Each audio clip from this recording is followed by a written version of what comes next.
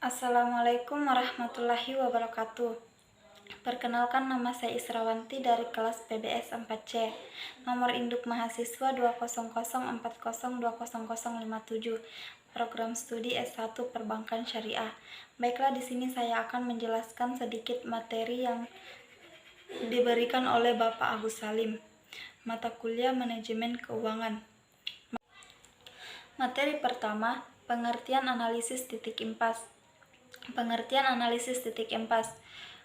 Sebelum memproduksi atau memperoleh produk, baik itu barang maupun jasa, perusahaan terlebih dahulu merencanakan berapa besar produk yang akan diperoleh nantinya.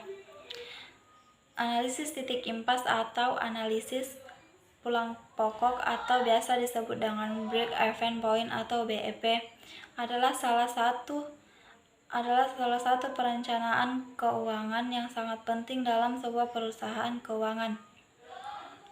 Salah satu analisis titik impas dapat diketahui melalui berapa besar penjualan sama dengan berapa besar jumlah biaya.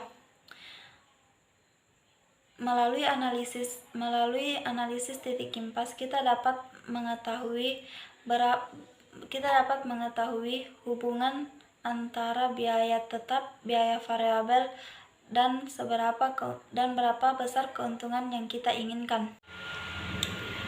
Materi kedua, manajemen kas dan surat berharga. Kas dan surat berharga adalah komponen yang terdapat dalam aktiva lancar.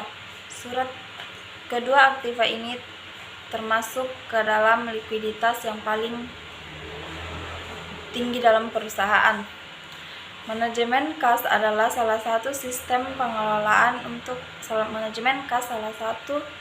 yang mengatur arus kas untuk mempertahankan likuiditas dalam suatu perusahaan yang memanfaatkan idle cash dan perencanaan cash. Surat berharga adalah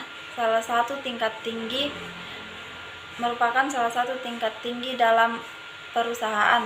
Contoh dari surat berharga yaitu sertifikat, obligasi, dan pasar hutang. Dalam surat berharga ini terdapat waktu yang ditentukan. Dalam data surat berharga yaitu selama 1 tahun atau di bawah 1 tahun. Materi ketiga, analisis kredit. Analisis kredit adalah salah satu analisis yang digunakan untuk menilai layak tidaknya kredit yang dikucurkan oleh pihak keuangan seperti bank. Tujuannya jangan sampai kredit yang dibiayai nantinya tidak layak. Analisis kredit ini dalam praktiknya memiliki alat analisis yang digunakan. Materi keempat tentang manajemen sediaan. Manajemen sediaan adalah salah satu aspek penting untuk dikelola oleh perusahaan di samping aspek lainnya. Dalam jangka panjang, sediaan perlu menghindari terjadinya suatu kelangkaan atau kenaikan harga yang tak terduga. Terjadinya kelangkaan bahan baku akan mengalami proses terhambatnya produksi, sedangkan kenaikan harga bahan baku akan mengalami kenaikan harga ongkos produksi, sehingga akan berpengaruh kepada biaya harga jual. Materi kelima tentang pendanaan jangka pendek. Pendanaan jangka pendek biasa dikenal dengan pembelanjaan atau pendanaan yang bersifat tidak spontan dan spontan. Yang bersifat spontan, yang dimaksud bersifat spontan yaitu seperti pendanaan jangka pendek tanpa banyak persyaratannya, seperti misalnya utang dagang. Yang bersifat tidak spontan yaitu seperti kredit, pinjaman perbankan, dan surat utang. Materi ke-6 tentang manajemen modal kerja.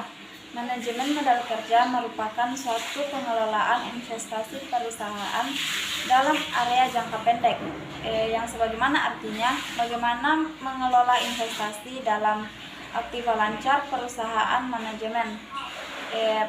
Pada modal kerja perusahaan dibagi ke dalam menjadi dua, yaitu modal kerja kotor atau biasa disebut dengan gross working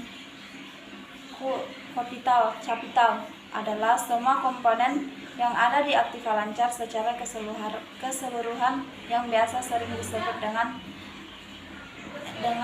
yang mulai dari kas, bank, surat berharga, piutang, dan sediaan.